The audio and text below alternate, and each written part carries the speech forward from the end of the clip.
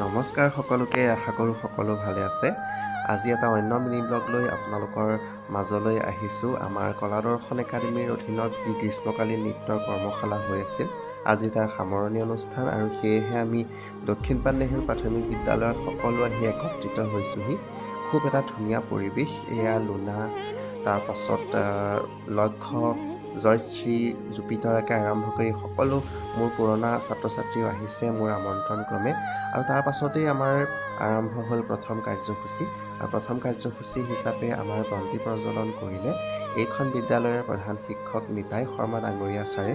সঁচাকৈ ছাৰক লগ পাই খুবেই ভাল লাগিল, আৰু ছাৰেও আমাৰ অনুষ্ঠানটোৰ সপক্ষে কিছুমান কথা ক'লে। খুবেই ভাল লাগিল আমাৰ। আৰু আমাৰ গাঁৱৰে দুজনমান গণ্যমান্য ব্যক্তিক আমি আমন্ত্ৰণ কৰি আনিছিলোঁ।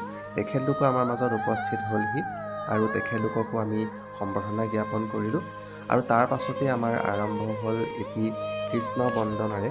আৰু সেই কৃষ্ণ বন্দনাটোত আমাৰ বিভিন্নজন ছাত্ৰ ছাত্ৰীয়ে অংশগ্ৰহণ কৰিছিল।